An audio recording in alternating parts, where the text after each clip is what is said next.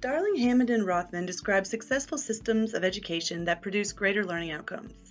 One aspect of creating environments more conducive to learning include proper recruitment and retention of teachers. Florida school districts can increase their teacher recruitment and retention by providing employees packages tailored to the population most likely to enter the field, women. Last year, there were 174,193 instructional positions held in Florida. Of those, 36,169 were male and 138,024 were female. Probes of satisfaction with non-monetary compensation like access to health care for employee independence was cited as one of the reasons teachers left their positions. The majority of employees are women, yet there are no maternity provisions for teachers who give birth during the school year. Even though a state employer may not terminate a worker because of pregnancy of the person or the person's spouse, going without pay at the time a new child enters the household is a hardship most cannot afford. Unless we are suggesting to young female recent graduates that teaching is not for them, we need to make the profession more appealing to those who have been traditionally most likely to enter teaching. Though the employee's premiums are covered, adding even one dependent makes the monthly cost of health care through the school system around $982 a month.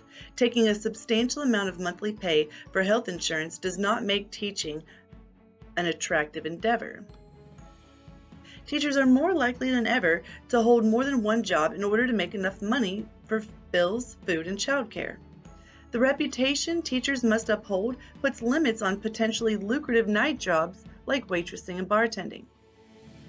The models in Teaching in the Flat World are desirable systems to emulate because teachers are adequately compensated in addition to being well respected like doctors and lawyers. There is a case study in Okaloosa County that exemplifies the hardships, lack of respect, and economical insolvency experienced by many women who bear children during the school year. Jane Doe is a 34-year-old bachelorette-holding high school math teacher who attained her certification 7 years prior to pregnancy through the Alternative Florida Teacher Certification Pathway. The teacher is single, has a 780 FICA credit score indicating past ability to manage finances. She has minimal school debt she is still paying on, owns her own home and leases a vehicle, in addition to utilities, internet, phone, and a credit card with a $5,000 limit. Her salary with the Okaloosa County School District is $41,150, and she brings home about $2,800 a month, but has no savings. Prior to her baby, she had a grand total of $1,710 in monthly living expenses.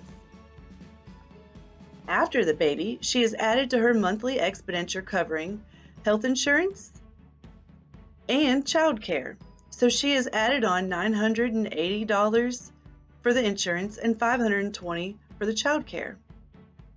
Her income is only $300 above the requirement for the Women, Infant, and Children, or WIC, food supplements.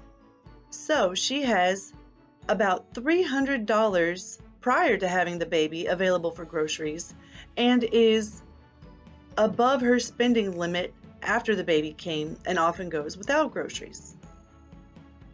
A two-income household would not be as burdened, but in a contemporary world where we teach young women that they can be independent, we do not mention that they must sacrifice their reproductive rights simply because they cannot find an additional income for their household.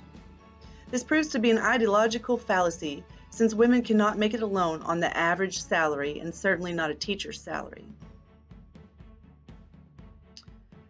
More employees than ever with school districts in Florida are having to take second jobs. This particular teacher was tutoring at a local community college in the evenings, and since the birth of her baby has started cleaning condos on the weekend. So she now works her day job, leaves straight from there and goes to the evening job, and on the weekends goes to the third job. If teachers are truly the mediators between curriculum and student outcomes, then properly providing for teachers is essential. Individual situations vary, but the overall climate concerning how well teachers are equipped to face life and maintain a career are dismal. Add to that the few hours that single parents get to spend with their children when they're teachers, and we have a large attribute for why there is a mass exodus in teaching.